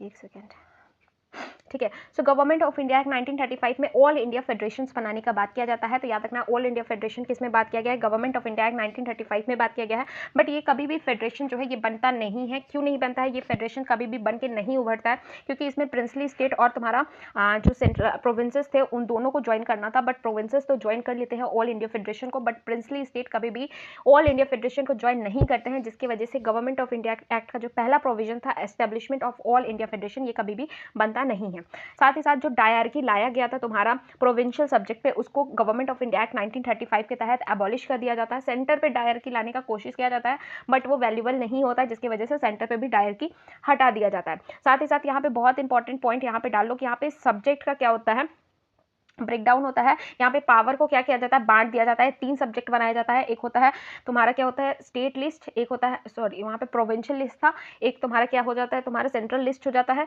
और एक हो जाता है तुम्हारा कंकरेंट लिस्ट हो जाता है। और कुछ पावर जो आगे इन फ्यूचर में आएगा उसको रेसिड्यूरी सब्जेक्ट में डाला जाता है। और ये रेसिड्यूरी सब्जेक्ट का पावर जो होता है ये वॉइस रॉय को दिया जाता है। साथ ही साथ गवर्नमेंट ऑफ इंडिया एक्ट 1935 के तहत रिजर्व बैंक ऑफ इंडिया का भी स्टेब्लिशमेंट किया जाता है। तो याद रखना, रिजर्व बैंक ऑफ इंडिया उसके द्वारा ही बनाया गया है। नेक्स्ट पॉइंट देखेंगे, currency and the credit of the country. Principle of communal electorate जो है ये फर्दर एक्सपेंड कर दिया जाता है। शेड्यूल कास्ट को दिया जाता है, महिलाओं को और लेबर को भी तुम्हारा क्या किया जाता है? दे दिया जाता है। फेडरल कोर्ट का एस्टेब्लिशमेंट होता है 1937 में, और यही चल के आगे हमारा क्या बनेगा? सुप्रीम कोर्ट बनेगा। ठीक है। सेपरेट हो जाता है बुर्मा। बुर्मा जो है उसको सेपरेट, बुर्मा कौन है? म्यांमार। म्यांमार को क्या किया जाता है? सेपरेट किया जाता है British India, and 2 new provinces बनाया जाता है, सिंध एंड उड़ीसा। ठीक है। It introduced by cameralism out of 11, total 11 provinces होते हैं। 11 प्रोविंसेस में टोटल 6 प्रोविंसेस में बाय कैमरलिज्म्स को इंट्रोड्यूस किया जाता है। नेक्स्ट एंड लास्ट हमारा आते हैं एक्ट, जो कि है Indian independence act 1947। India independence act 1947 जो है ये डिक्लेयर करता है इंडिया को इंडिपेंडेंट एंड सोवियन नेशन बनाता है 15 अगस्त 1947 को। और इसी के तहत पाकिस्तान जो है ये भी एक न्यू अपना स्टेट कंट्री बनता है। ठीक है। It abolish the voice Roy का ऑफिस को एबोलिश किया जाता है government of India independence act 1947 के तहत। जो वॉइस रॉय का ऑफिस है ये सबको क्या किया जाता है? एबोलिश कर दिया जाता है। एम्पेयर ऑफ जो इंडिया है, जो किंग का जो टाइटल होता था उसको भी एबोलिश किया जाता है। साथ ही साथ याद रखना है कि गवर्नमेंट इंडिया इंडिपेंडेंस एक्ट 1947 के तहत ये बात भी बोला गया है कि अगर आप चाहे तो जितना भी ब्रिटिश के द्वारा एक्ट बनाया गया है उसको क्या कर सकते? एबोलिश कर सकते, included itself India independence act 1947। ये पॉइंट इंपॉर्टेंट है, याद रख लेना। 3 जून को लॉर्ड माउंटबेटन प्लान आता है, जिसके तहत 2 न्यू प्रोविंसेस बनाने का बात किया जाता है। एक आता है पाकिस्तान और एक आता है तुम्हारा इंडिया। इसी के साथ हमारा जो चैप्टर था, ये चैप्टर में हम लोग कंप्लीट डिटेल में ही हम लोग डिस्कस कर लिए। क्या था हमारा? क्रॉन रूल और कंपनी रूल। अब हम चलो, कंपनी रूल हमारा खत्म हो गया, अब हम लोग क्रॉन रूल का क्वेश्चन बनाते हैं। ठीक है, स्टार्ट करते हैं। सबसे पहला क्वेश्चन हम लोग देखेंगे। So, read the following statement with reference to the Indian Council Act 1861। तो Indian Council Act 1861 का बात कर रहा है, इसके बारे में हमको बताना है। As a result of this act, total member of executive councils of Governor General become 7। तो इसके तहत जो गवर्नर जनरल में जो एग्जीक्यूटिव काउंसिल थे वो तुम्हारा क्या हो गया थे? 7 हो चुके थे। तो ये स्टेटमेंट सरासर क्या है? हमारा गलत है। ठीक है। नेक्स्ट आता है, for the legislative work number of additional member could be minimum 6 and maximum 12। ठीक है। डेफिनेटली ये मिनिमम जो था वो 6 मेंबर ऑलरेडी हम लोग पढ़े हुए थे, तो मिनिमम तो एग्जीक्यूटिव में 6 मेंबर था ही, बट मैक्सिमम जो है वो तुम्हारा 12 कर दिया गया था। नो और देखो ये वाला जो ये सब ना, ये सब भी हम लोग हिस्ट्री में ज़्यादा अच्छे से पढ़ेंगे। ठीक है। No differentiation was made between the state and the central subject. कोई भी डिफ्रेंसिएशन स्टेट और सेंट्रल सब्जेक्ट में नहीं किया गया था। कब किया गया था? ये 1919 में किया गया था। ठीक है। तो हमारा क्या हो जाता है? 3 और 2 हमारा क्या हो जाएगा? सही हो जाएगा। ठीक है। देख लेते हैं एक्सप्लेनेशन थोड़ा सा। इंडियन काउंसिल एक्ट 1861 में ट्रांसफर किया गया था viceroy executive council into the miniature cabinet running on the portfolio system. Definitely बताए थे कि लॉर्ड कैनिंग जो है उनको फादर ऑफ पोर्टफोलियो बनाया गया था, क्योंकि लॉर्ड कैनिंग के द्वारा बहुत सारे छोटे छोटे कैबिनेट सिस्टम्स को बनाया गया था। All the 5 member are assigned for the department of revenue, finance, law, home and military as the head of the executive functions. 1874 में 6 member was added to the executive councils for the public work department. ठीक है, for the legislative work additional member, minimum 6 member होते हैं, याद रखना है। Legislative councils में minimum, sorry executive में मिनिमम 6 थे और मैक्सिमम कितने थे, 12 थे। नॉमिनेट किया गया था वाइसरॉय के द्वारा 2 साल के लिए। ठीक है, नेक्स्ट आगे बढ़ाते हैं। नेक्स्ट क्वेश्चन देखेंगे। Read the following statement with respect to Indian council act 1892। तो 1892 का बात किया जा रहा है, तो 1892 का बात किया जा रहा है। सबसे पहले इट वाज इम्प्लीमेंटेड 20 जून 1892। अब देखो 1892 तो पता है, अब 20 जून है कि नहीं है ये हमको भी थोड़ा सा कंफर्म करना पड़ेगा। ठीक है, इसको बाद में देखते हैं। Out of 24 member 5 are non governmental member. ठीक है, तो इंडियन काउंसिल एक्ट 1892 के तहत टोटल 24 मेंबर थे, जिसमें 5 जो है नॉन गवर्नमेंटल मेंबर थे तुम्हारा। Members were given right to ask supplementary question. यहाँ पे मेंबर को आस्क किया गया था कि वो सप्लीमेंट्री क्वेश्चन क्या कर सकते हैं, बट ये स्टेटमेंट क्या हो जाएगा, हमारा गलत हो जाएगा। ठीक है, अब चलो इसको देखते हैं अगर एलिमिनेशन मेथड से ये सॉल्व होता है कि नहीं होता है। सप्लीमेंट्री क्वेश्चन बताए थे कब आया था, सप्लीमेंट्री क्वेश्चन पूछने का अधिकार आया था 1909 में। तो हमारा थर्ड तो ऐसे ही गलत हो गया। चेक करते हैं हम लोग। ठीक है, हम लोग चेक करते हैं क्या होगा। देखो हमारा थर्ड तो हो गया है गलत, तो थर्ड जिसमें गलत हो गया हम उसको ना क्रॉस कर देते हैं। देखते हैं हमारा एलिमिनेशन मेथड से हम कितना तक पहुंच पाते हैं। तो थर्ड गलत हो गया हमारा, और हमारा ये वाला भी आंसर क्या हो गया, गलत हो गया। अब हमको 1 और 2 और ओनली 2। ठीक है, 1 में एग्जैक्ट डेट दिया हुआ है 20 जून 1892। आई थिंक यही होगा 20 जून ना, 1892 है ना। देख लेते हैं, यहाँ तो स्टार मार्क दिया हुआ है, देख लेते हैं। British Parliament passed Indian Council Act 1892. It was granted the royal assent on 20 June 1892. ठीक है, but was commenced in 3 February 1893. So statement 1 is wrong. So Indian Council Act पास तो 1892 20 जून को ही हुआ था, बट वो इन्फोर्स में कब आया था, 3 फरवरी 1893 में आया था। ठीक है, इसलिए स्टेटमेंट 1 क्या हो जाता है, रॉन्ग हो जाता है। नेक्स्ट आते हैं, जो गवर्नर जनरल काउंसिल थे उसमें इंक्रीज किया गया था maximum 10 member to the minimum 16 member, maximum 16। और ये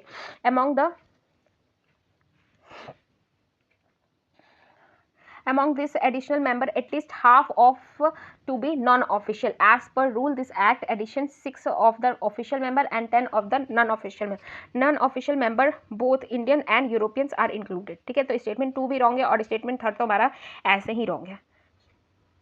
सो आगे बढ़ते हैं, नेक्स्ट आते हैं। 2003 का क्वेश्चन है ये, क्या बोलता है, under which of the act legislative councils of India receive the power to discuss the budget. तो बजट को डिस्कस करने का पावर जो था ये किस लेजिस्लेटिव काउंसिल, मतलब लेजिस्लेटिव काउंसिल को किस एक्ट के तहत आया था। डिस्कस सिर्फ करना है, सप्लीमेंट्री क्वेश्चन नहीं करना है। तो ये 1892 के तहत लाया गया था, सप्लीमेंट्री क्वेश्चन इसके तहत लाया गया था। ठीक है, नेक्स्ट आते हैं सप्लीमेंट्री को, सॉरी देखो यहाँ पे एक पॉइंट है जो अच्छा है, ध्यान रखना है। ठीक है, this act permitted the addressing questions executive with the prior notice, 6 days का नोटिस देना होता था, but the power of supplementary question was not given. ठीक है, डिस्कस करने के लिए भी 6 दिन का आपको वो देना होता था। ठीक है, नेक्स्ट आते हैं, which act provide the communal representation in British India. तो कॉम्युनल रिप्रेजेंटेशन पहली बार मॉडले मिंटो रिफॉर्म 1909 के तहत लाया गया था। ठीक है, नेक्स्ट आगे बढ़ते हैं। The act of 1909 was associated with, तो ये किससे एसोसिएटेड है, introduction of a separate electorate. हाँ, तो सबसे पहला ही हमारा हो गया, सेपरेट इलेक्टोरेट से संबंधित है। ठीक है, लेजिस्लेटिव काउंसिल से नहीं है, लेजिस्लेटिव एग्जीक्यूटिव काउंसिल से संबंधित है। ठीक है, नेक्स्ट आते हैं, विच of the following act was the federal court in the countries created. तो फेडरल कोर्ट कहाँ पे बनाने के बाद किया गया था, तो ये तुम्हारा गवर्नमेंट ऑफ इंडिया एक्ट 1935 में बनाने के बाद किया गया था। अच्छा, फेडरल कोर्ट का बात हो रहा है, तो फेडरल कोर्ट भी तुम्हारा 1937 में बनाया गया था, जो कि गवर्नमेंट ऑफ इंडिया एक्ट 1935 के तहत लाया गया था। तो इसमें हमारा none of the above answer हो जाएगा। ठीक है, नेक्स्ट देखो यहाँ पे एक इंपॉर्टेंट पॉइंट लिखा हुआ है, जो फेडरल कोर्ट बना था 1 अक्टूबर 1937 को गवर्नमेंट ऑफ इंडिया 1935 के तहत, उसमें पहले सीजीआई कौन थे, तो पहले सीजीआई मेरुराइस गेवर थे, मेरुराइस गेवर। ठीक है, गेयर। नेक्स्ट आता है the federal code of India. The federal code of India was establish in which year? तो 1937 में फेडरल कोड को पहली बार बनाया गया था। ठीक है, नेक्स्ट आता है, अभी तक तो बीपीएससी का एक भी क्वेश्चन इसमें से नहीं दिखा है हम लोग को, कोई बात नहीं, आगे देखते हैं। Under which of the following act dyarchy was introduce in the central level? तो सेंट्रल लेवल में डायरकी लाने का बात किया गया था गवर्नमेंट ऑफ इंडिया एक्ट 1935 के तहत। बताए थे गवर्नमेंट ऑफ इंडिया एक्ट 1935 के तहत डायरकी लाया गया था सेंट्रल लेवल में, बट अच्छे से प्रोसेस नहीं होने की वजह से उस डायरकी को क्या किया गया था? एक्सपेल्ड कर दिया गया था, खत्म कर दिया गया था। ठीक है, सेंट्रल लेवल पे डायरकी तो तुम्हारा गवर्नमेंट ऑफ इंडिया एक्ट 1935 के तहत लाया गया था, बट 1919 के तहत तुम्हारा प्रोविंशियल लेवल पे डायरकी जरूर लाया गया था। ठीक है, नेक्स्ट क्वेश्चन कहते हैं, ये पूरा प्रोविजंस दिया हुआ है उसका, हम लोग पढ़े हुए हैं ऑलरेडी। नेक्स्ट आता है, which of the following act set up dyarchy system at the central level? Bar bar central level का क्वेश्चन है, प्रोविंशियल सब पढ़ता होगा बट सेंट्रल स्किप कर जाता है, इसलिए सेंट्रल लेवल पे फोकस करना है। गवर्नमेंट ऑफ इंडिया एक्ट 1935 के तहत सेंट्रल लेवल पे डायरकी लाने का बात किया गया था। ठीक है, नेक्स्ट आता है, ये क्वेश्चन देख लेते हैं हम लोग। Which of the following principal features of Government of India Act 1990 it introduced the diarchy in the executive government of the provisions? ठीक है, introduce the separate communal electorate for Muslim और devolutions of the legislative authority by the centre to the provisions. ठीक है, तो इसमें हमारा क्या हो जाएगा? ठीक है, इसमें हम लोग देख लेते हैं। तो सबसे पहले 2 हमारा क्या होगा? सरासर गलत हो जाएगा, क्योंकि मुस्लिम के लिए जो सेपरेट इलेक्टोरेट लाया गया था वो 1909 में लाया गया था। तो 2 जहाँ जहाँ है वो कैंसिल आउट कर दो, तो ये हमारा 2 स्टेटमेंट चला गया। ठीक है, अब हमको 1 और 3 को चेक करना है। तो introduce the dyarchy in the executive government of the provincial, तो जो डायरकी लाया गया था वो एग्जीक्यूटिव पे लाया गया था ऑफ द प्रोविजन। तो ये हमारा क्या हो जाता है? क्या होगा भाई? ये हमारा सही होगा ना, क्योंकि डायरकी जो लाया गया था वो प्रोविंशियल लेवल पे लाया गया था और एग्जीक्यूटिव ऑर्गन की लेजिस्लेचर्स में लाया गया था, लेजिस्लेचर्स में ना लाया गया था। तो ये आई थिंक 1 गलत हो जाएगा, देखते हैं एक बार चेक कर लेते हैं। नहीं, 1 सही है। ठीक है, तो एग्जीक्यूटिव यहाँ पे यही होता है कॉन्सेप्ट। ठीक है, तो थोड़ा बहुत मेरे से भी गड़बड़ हो जाता है तो उसके लिए माफ़ करें भाई।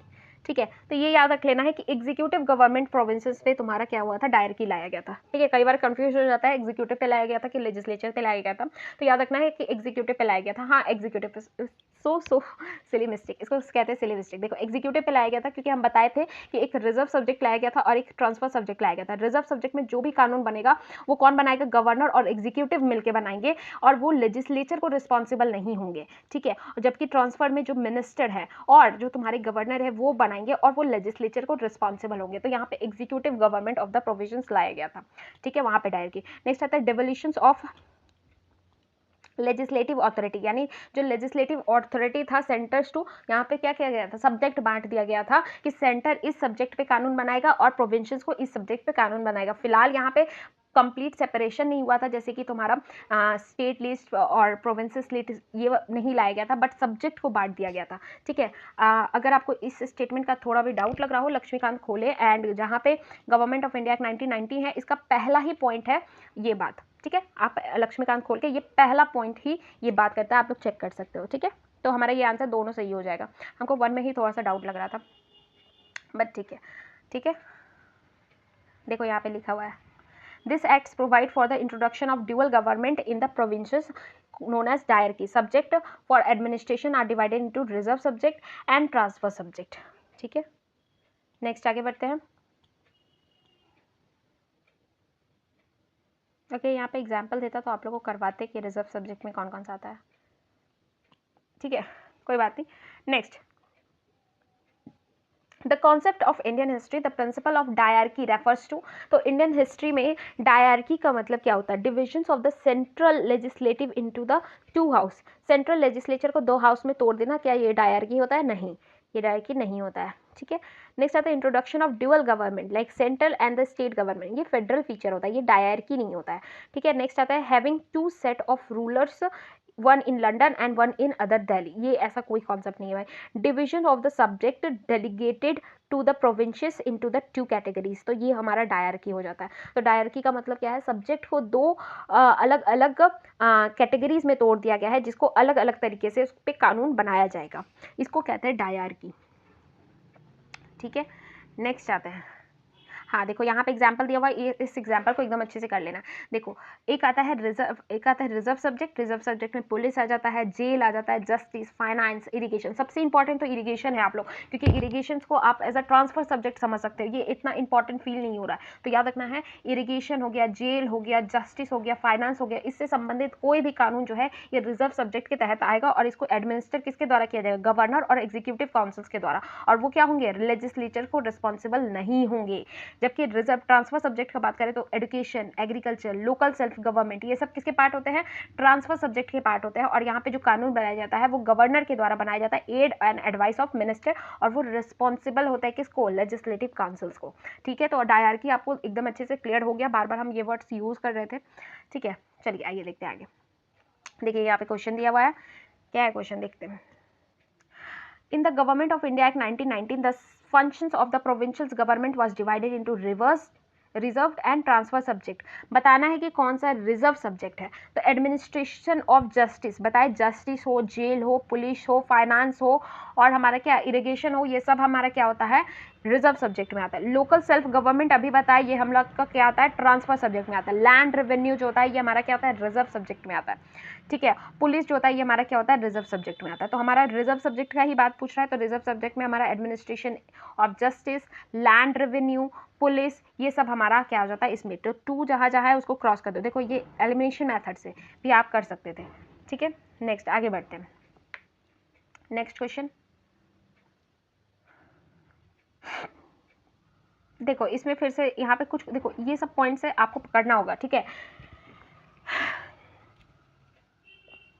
reserve subject and the transfer subject. Subjects under the reserve subject are local self government, public work, health, sanitizations, industrial research, educations. ठीक है, ये सब क्या आ जाता है? रिजर्व सब्जेक्ट में, ट्रांसफर सब्जेक्ट में आ जाता है। रिजर्व सब्जेक्ट में जुडिशियल एडमिनिस्ट्रेशन हो गया, प्रेस हो गया, इंपॉर्टेंट है याद रख लेना है, प्रेस हो गया, जुडिशियल एडमिनिस्ट्रेशन हो गया, लैंड रेवेन्यू हो गया, फॉरेस्ट, एकदम फॉरेस्ट भी याद रखना, फॉरेस्ट हो गया, वाटर हो गया, लैंड डिस्प्यूट हो गया, लैंड डिस्प्यूट सेटलमेंट हो गया, agriculture loan, police and prison जो हो गया, ये सब तुम्हारा रिजर्व सब्जेक्ट में आता है। तो आप एक नोट्स बना लो अपना, और उस नोट्स के अंदर ये सारे पॉइंट्स को इनकॉर्पोरेट कर दो, सारे पॉइंट्स को।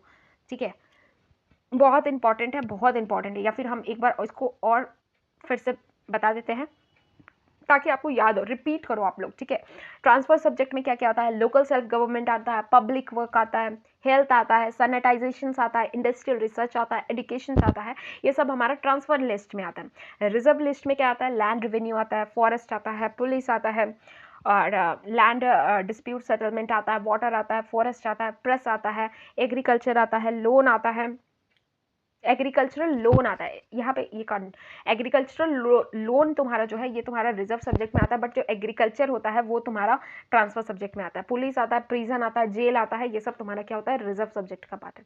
ठीक है, आगे बढ़ते हैं।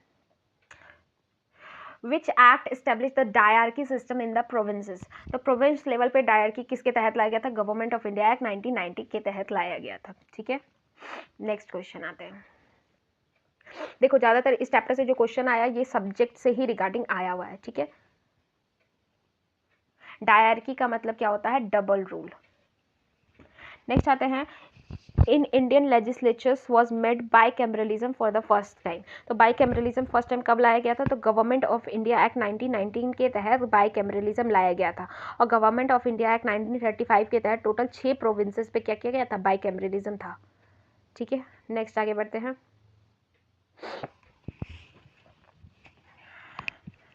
Next, Which of the following act introduced bicameralism legislatures at the center?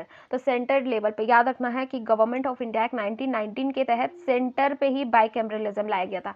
फिर यहाँ पे कंफ्यूजिंग पॉइंट है तो एकदम याद रखना है, सेंटर पे लाया गया था, प्रोविंशियल लेवल पे। जब से प्रोविंशियल लेवल पे होता है ना state legislature, state legislative assembly, legislative council, वैसे सेंटर स्टेट पे नहीं लाया गया था, सेंटर पे लाया गया था। ठीक है, नेक्स्ट आते हैं मॉन्टेस्क्यू चेम्सफोर्ड रिफॉर्म से रिगार्डिंग क्वेश्चन है।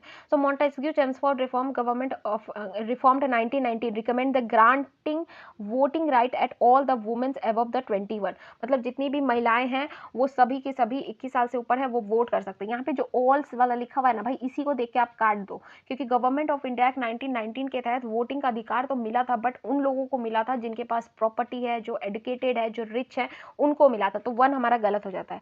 Government of India act 1935 gives women reserve seat in legislature, तो महिलाओं को रिजर्व दिया गया था सीट इन लेजिस्लेचर, ये बात एकदम करेक्ट है।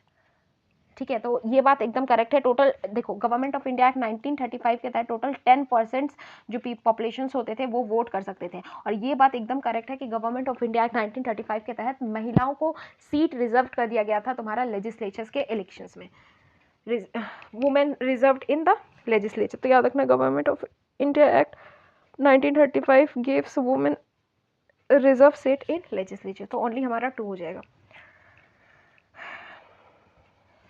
आगे बढ़ते हैं नेक्स्ट।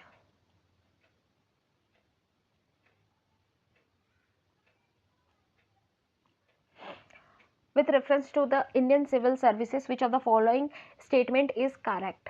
ठीक है, government of India act 1919 provide the separate exams for the Indian civil services which was led to the India which was held in the India। तो गवर्नमेंट ऑफ इंडिया एक्ट 1919 जो है ये सेपरेट एग्जाम कंडक्ट कराएगा क्या for Indian civil services, और उसका exam India में होगा। Next, in Indian civil services in 1941 the percentage of Indians were more as compare to Europeans. तो आई थिंक एक सेकेंड, इसमें दोनों होना चाहिए, दोनों है।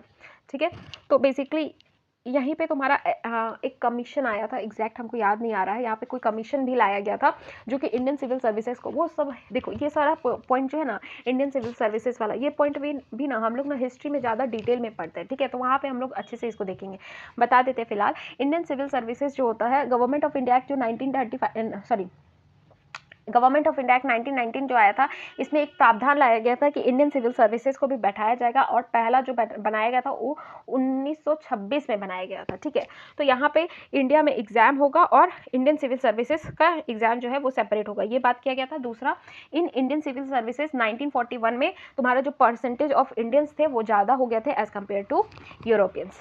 ठीक है, नेक्स्ट आगे बढ़ते हैं। नेक्स्ट आते हैं, क्या बोल रहा है, which of the following act system of chamber of Prince with 120 member was created. तो ये किस एक्ट के तहत लाया गया था, ये थोड़ा सा यूनिक वाला है, ये थोड़ा देख लो भाई, इसके बारे में लिटरली मेरे को कोई जानकारी नहीं है, बट कोई बात नहीं, जब जानकारी नहीं हो तो ले लेना चाहिए। ठीक है, आगे बढ़ते हैं, तो चेक कर लेते हैं। जो चैम्बर ऑफ प्रिंस है, 120 मेंबर है इस चैम्बर ऑफ प्रिंस में, इसको किस एक्ट के तहत बनाया गया था, तो एक्ट ऑफ 1919 के तहत बनाया गया था। सो 1919 के तहत बनाया गया था। एक बार डिटेल देख लेते हैं, क्यों, क्योंकि ये देखो रिसेंट क्वेश्चन है, तो कहीं ना कहीं किसी अदर एग्जाम में ये स्ट्राइक कर सकता है। ठीक है, so according to the government of India act 1919 the system of chamber of prince with 120 member was created. The chamber of prince was established by King Emperor George V proclamations 23rd December 1990 after the government of India Act 1990 was gives royal assent. The chamber was formed to provide the forums in which rulers of princely state of India could voice their need and aspirations of the colonial government. ठीक है, तो याद रखना है कि chamber of government जो है, ठीक है, चैम्बर ऑफ प्रिंस जो है ये गवर्नमेंट ऑफ इंडिया एक्ट 1919 के तहत बनाया गया था। इसमें टोटल 120 मेंबर है। इसको बनाया गया था किंग एम्पेरर जॉर्ज V के द्वारा बनाया गया था। और इसका मेन मकसद क्या है, इसका मेन मकसद यही है कि जो प्रिंसली स्टेट है उनका जो भी समस्या है वो क्या करे, उसका आवाज़ उठा सके तुम्हारा, इसलिए तुम्हारा ये लाया गया था। ठीक है, नेक्स्ट आगे बढ़ते हैं। एक सेकेंड, आगे बढ़ते हैं, क्या सवाल है ये, विच of the followings elections of the central legislative का इलेक्शंस का बात किया जा रहा है, was held under the government of India act 1919। Which of the following elections of Central Legislative Assembly was held under the Government of India Act 1919? तो किस elections, कौन सा इलेक्शन है जो लेजिस्लेटिव असेंबली का हेल्ड हुआ था गवर्नमेंट ऑफ इंडिया एक्ट 1919 के तहत? तो देखो यहाँ पे 2-3 टाइम है, एक तो ये तो तुम्हारा ये कुछ डेट है, फेडरल कोर्ट बनाया गया था, यहाँ पे इंडियन सिविल सर्विसेज को लाया गया था तुम्हारा, और ये डेट के बारे में हमको फिलहाल तो कोई आइडिया नहीं है। चेक करते हैं क्या है आंसर। तुम्हारा सी है आंसर। ये वाला क्वेश्चन पे हम थोड़ा स्टार मार्क कर देते हैं, बिकॉज लिटरली मेरे को ये क्वेश्चन में थोड़ा डाउट है, मतलब समझ में नहीं आ रहा है क्वेश्चन एक्सप्लेन क्या करना चाह रहा है। कोई नहीं, एक बार और रिपीट करते हैं, नहीं समझ पाएगा तो स्किप कर देंगे, ठीक है। आप लोग को अगर थोड़ा भी आइडिया हो क्या बोल रहा है तो आप हमको कमेंट सेक्शन में जरूर बताना, ठीक है। कुछ कुछ क्वेश्चन होते हैं जो कि लिटरली हमको समझ में नहीं आते, क्योंकि ये हम एक बार भी पढ़े नहीं है एंड हम रैंडमली क्वेश्चन उठा रहे हैं, ठीक है। तो कुछ कुछ होता है, ठीक है, दिक्कत हो जाती है कभी कभी। कोई नहीं, आगे बढ़ते हैं। क्या बोल रहा है, which of the following elections, कौन से इलेक्शंस में central legislative assembly was held under the government of India act 1919? तो कौन सा इलेक्शन जो है गवर्नमेंट ऑफ इंडिया एक्ट 1919 के तहत तुम्हारा किया गया था? लिटरली ये वाला क्वेश्चन में थोड़ा हमको डाउट है, तो इसको रहने देते हैं। आंसर आप देख लीजिए, 1926 है और 1945 है। इसका एक्सप्लेनेशन देखिए क्या। According to question, in the year 1926 और 1945 election of central legislative assembly was held under the government of India act 1990। इसमें बेसिकली बोला जा रहा है 1926 का इलेक्शन और 1945 का इलेक्शन जो है, किसका इलेक्शन, सेंट्रल लेजिस्लेटिव असेंबली का इलेक्शन जो है ये गवर्नमेंट ऑफ इंडिया एक्ट 1919 के तहत कराया गया था। तो ये चीज़ याद रख लेना है। तो गवर्नमेंट ऑफ इंडिया, देखो इसका सॉल्यूशन से समझ में आ गया, बट इसका क्वेश्चन थोड़ा सा अजीब सा था, ठीक है। तो याद रख लेना है कि सेंट्रल लेजिस्लेटिव असेंबली जो है इसका इलेक्शन 2 टाइम हुआ है गवर्नमेंट ऑफ इंडिया एक्ट 1919 के तहत। एक तो 1926 में हुआ है और एक 1945 में हुआ है, ठीक है। नेक्स्ट आते हैं, in which year last elections of Indian legislatures under the government of India act 1919 was held? तो इन विच ईयर, किस ईयर लास्ट इलेक्शन हुआ है गवर्नमेंट ऑफ इंडियन लेजिस्लेचर्स का गवर्नमेंट ऑफ इंडिया एक्ट 1990? अभी पढ़े हम लोग 1945 में हुआ है, 2 हुआ है, एक 1945 में हुआ है, एक 1926 में हुआ है। तो देखो क्वेश्चन रिपीटेड है, ये क्वेश्चन 2018 के राजस्थान पीसीएस में आया हुआ है और यहाँ पे मध्य प्रदेश पीसीएस में आया हुआ है। तो भाई आप लोग भी ध्यान रख लेना, 1919 बार बार रिपीट करा दे रहे हैं। देखो डेफिनेटली क्वेश्चन कुछ कुछ होता है कि नहीं समझ में आता है, बट एटलीस्ट सॉल्यूशन उसका अच्छे से हम लोग को पता होना चाहिए। गवर्नमेंट ऑफ इंडिया एक्ट 1919 के तहत 2 इलेक्शंस कंडक्ट किया गया था, एक 1926 में किया गया था और एक 1945 में किया गया था। So government of India act 1919 के तहत जो लास्ट सेंट्रल लेजिस्लेटिव का इलेक्शन हुआ है वो 1945 में हुआ है, ठीक है। आगे बढ़ते हैं। The power of the president to issue the ordinance is the relic, कहाँ का अवशेष है? जो गवर्नमेंट प्रेसिडेंट का जो ऑर्डिनेंस मेकिंग पावर है, प्रेसिडेंट ऑर्डिनेंस करता है। ऑर्डिनेंस क्या होता है? ऑर्डिनेंस का मतलब होता है जैसे सपोज दैट कि लोकसभा या फिर राज्यसभा किसी कारणवश अपने हाउस में प्रेजेंट नहीं है और उस समय इमरजेंसी आ जाता है कि हमको ये कानून लाना है, तो उस केस में प्रेसिडेंट क्या करता है? ऑर्डिनेंस को पास करता है। अभी हमारा ऑर्डिनेंस किस आर्टिकल के अंदर है? तो प्रेसिडेंट जो है वो पास करता है आर्टिकल 123 के तहत, और गवर्नर जो है वो ऑर्डिनेंस पास करता है अंडर आर्टिकल 213 के तहत, ठीक है। तो ये जो ऑर्डिनेंस का जो पावर है ये रैलिक कहाँ का है, मतलब कहाँ से उठा है? तो हम बताए थे हम लोग कि गवर्नमेंट ऑफ इंडिया एक्ट 1935 से हम लोग ऑर्डिनेंस का जो रैलिक है उसको उठाए थे। कहीं ना कहीं हमको ये क्वेश्चन में भी डाउट है भाई। हम लोग जब ऑर्डिनेंस का बारे में पढ़े तो ऑर्डिनेंस के बारे में हम लोग 1861 में पढ़े थे ना ऑर्डिनेंस के बारे में, और ये बता रहे हैं कि गवर्नमेंट ऑफ इंडिया एक्ट 1935 से लिए थे। हाँ देखो हमारे कॉन्स्टिट्यूशन में बहुत सारी चीज़ें गवर्नमेंट ऑफ इंडिया एक्ट 1935 से लिया गया है, तो हो सकता है क्योंकि इस टाइम पे जिक्र हो, बट हमारा जो प्रॉपर लाया गया था वो 1935 में था, ठीक है। देख लेते हैं। देखो यहाँ पे थोड़ा सा अच्छे से एक्सप्लेन किया हुआ है तो मेरा भी डाउट क्लियर हो जाएगा। Although the British India the viceroy has empowered to promulgate ordinance without the permissions of the legislative council under the Indian Council Act 1861. However, the president's power to promulgate ordinance under Article 123 is inspired for the Section 42 of the Government of India Act 1935.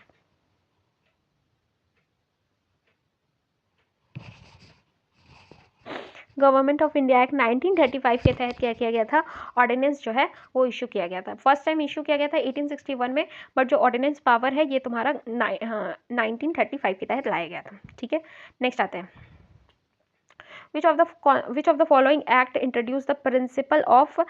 अब देखो यहाँ पे ये चीज़ देखो, अब यही होता है क्वेश्चन बनाने का क्या कॉन्सेप्ट होता है, क्वेश्चन बनाने से आपका कॉन्सेप्ट क्लैरिटी होता है। कई बार अगर क्वेश्चन में आपको दे दिया कि ऑर्डिनेंस मेकिंग पावर हम कहाँ से लिए और ऑप्शन में ये भी डाल दिया, फिलहाल तो ऑप्शन में नहीं डाला था तो आप इजीली मार दिए, बट अगर ऑप्शन में ये भी डाल दिए तो आप कंफ्यूज हो जाओगे। तो यहाँ पे एकदम क्लियर रखना है अपना दिमाग को कि गवर्नमेंट ऑफ इंडिया एक्ट 1935 से आज के टाइम का ऑर्डिनेंस मेकिंग पावर हम लोग लिए हैं। ठीक है, which of the following act introduce the principle of constitutional autocracy. तो कॉन्स्टिट्यूशनल ऑटोक्रेसी जो प्रिंसिपल है ये हम लोग किस एक्ट से लिए हैं, तो इंडियन काउंसिल एक्ट 1909, 1919,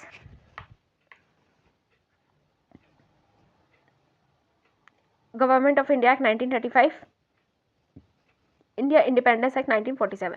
देखो मोस्टली एकदम याद रखना है कि मोस्टली जो ज़्यादा से ज़्यादा चीज़ हमारे कॉन्स्टिट्यूशन में आया है वो गवर्नमेंट ऑफ इंडिया एक्ट 1935 के तहत ही लाया गया है। तो ये जो प्रिंसिपल ऑफ कॉन्स्टिट्यूशनल ऑटोक्रेसी है, ठीक है, कॉन्स्टिट्यूशनल ऑटोक्रेसी है, ये हमारा कहाँ से आया, गवर्नमेंट ऑफ इंडिया एक्ट 1935 के तहत लाया गया। ठीक है, याद रखना है क्योंकि ये रिसेंट क्वेश्चन है तो कहीं ना कहीं आपको दिख सकता है question.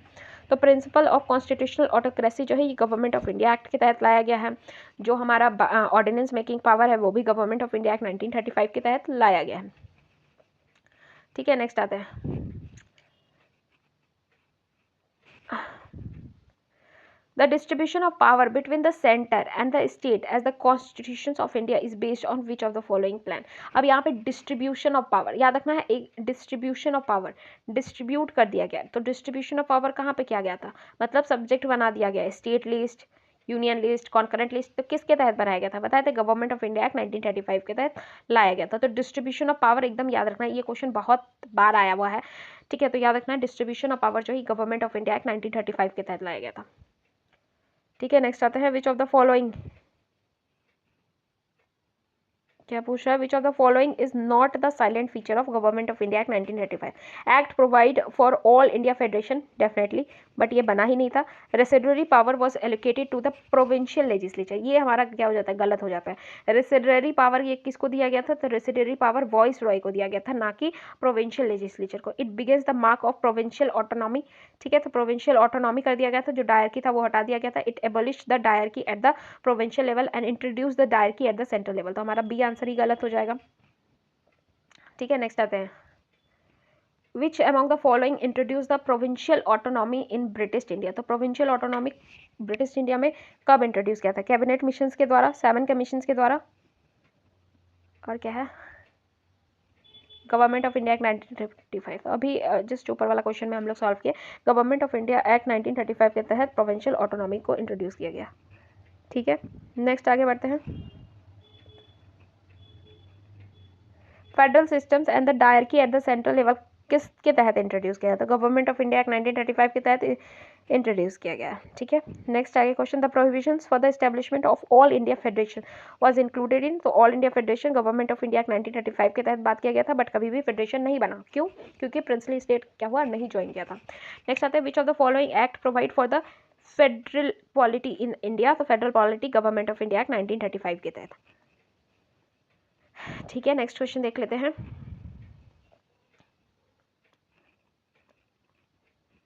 in the federalism establishment by the government of India Act 1935 residuary power किसको दिया गया था, तो रेसिडुअरी पावर गवर्नर जनरल यानी वॉइसरॉय को दिया गया था। नेक्स्ट आता है, federal systems proposed under the government of India act 1935 was.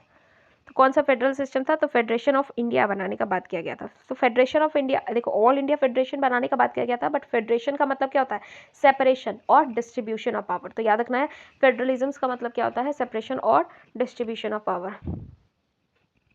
देखो ये, फिर देखो यहाँ पे ये सब क्वेश्चन करके आपका कॉन्सेप्ट क्लियर होगा।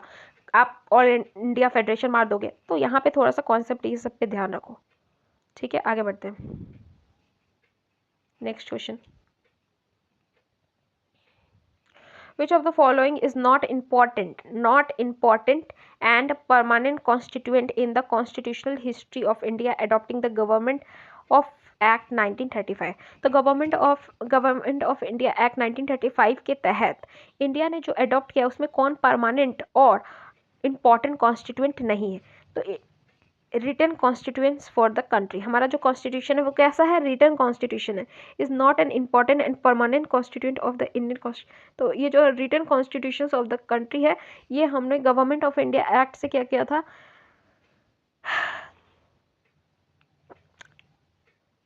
अडॉप्ट किया था। बट ये क्या है तुम्हारा, इंपॉर्टेंट नहीं है, परमानेंट कॉन्स्टिट्यूएंट। ठीक है, नेक्स्ट आता है,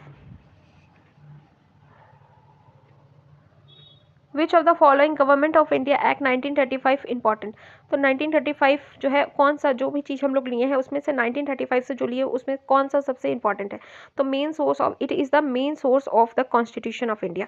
तो it is the main source of constitution of India. तो गवर्नमेंट ऑफ इंडिया 1935 क्यों जरूरी है, ठीक है, वाई है। तो गवर्नमेंट ऑफ इंडिया एक्ट 1935 क्यों जरूरी है, क्योंकि हमारा जो कॉन्स्टिट्यूशन है इसमें बहुत सारे जो पॉइंट्स है वो तुम्हारा गवर्नमेंट ऑफ इंडिया एक्ट 1935 से डायरेक्टली क्या किया गया है, लिया गया है, इसलिए।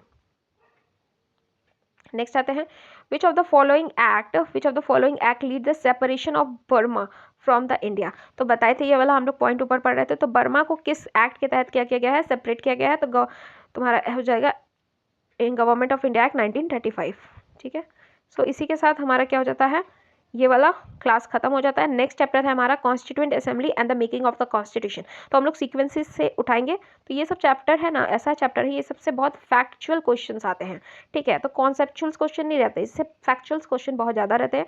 तो हम लोग फैक्चुअल क्वेश्चन को भी डील करेंगे ताकि हमारा जो कन्फ्यूजिंग क्वेश्चन होता है जहाँ पे पॉइंट्स कोलाइड करते हैं उस टाइप के क्वेश्चंस को हम लोग क्या कर सके, शॉर्ट कर सके।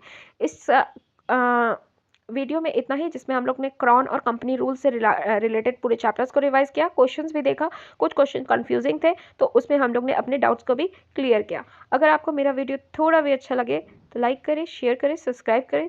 Hope you like my videos. Thanks for watching, see you in the next lecture. Bye bye everyone.